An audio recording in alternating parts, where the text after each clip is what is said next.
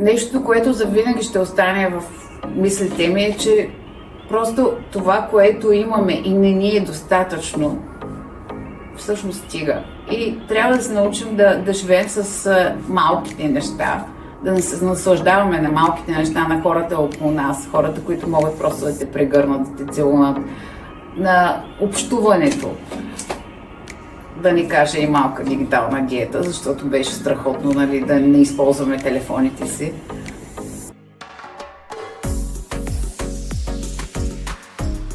Numesc Sveta, lucrez acum în People to People România de 7 ani ca lucrător comercial.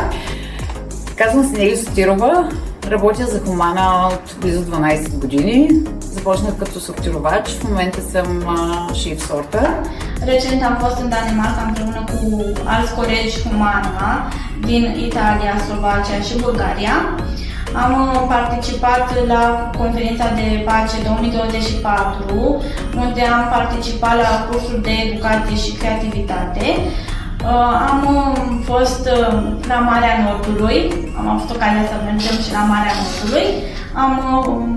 Am avut o experiență inedită de a urca în prima eoliană din Danemarca, înființată în 1970.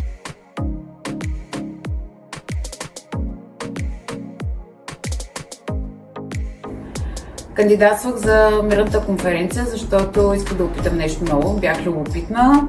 Исках да избягам от стандартните пътувания, като оглеждане на забележителности и така нататък.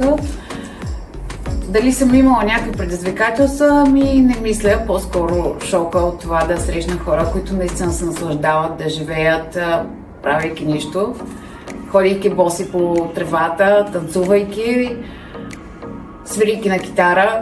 Странно е да когато си свикнал да живееш в ежедневие, в което винаги можеш да правиш нещо за вчера, да срещнеш хора, които просто могат да седнат на верандата и да свирят на китара. A fost o experiență unică și recomand celor care doresc să meargă și să participe la activitățile propuse de Humana. Am cunoscut oameni frumoși, oameni calzi și primitori, veseli, în primul rând foarte veseli. Așa, ca și experiență pe lângă faptul că am învățat că trebuie să ajutăm oamenii, am legat și prietenii noi și încă păstrăm legătura, ceea este foarte super.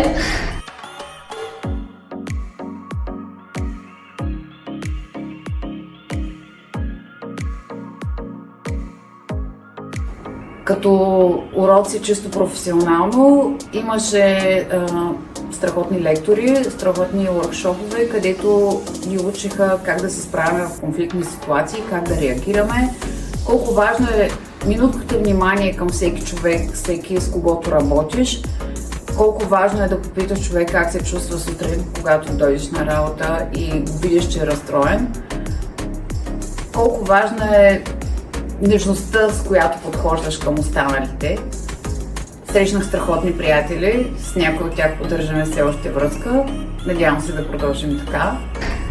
Așa, recomand tuturor, dacă au ocazia, să participe la astfel de conferințe sau orice propune Humana People to People pentru angajați, să încerce, pentru că este o ocazie de neratat. Какво бих казала на колегите си? Ако трябва, учете език. Ако това е проблема, че не пътувате, кандидатствайте. Наистина има какво да видите по всички тези проекти.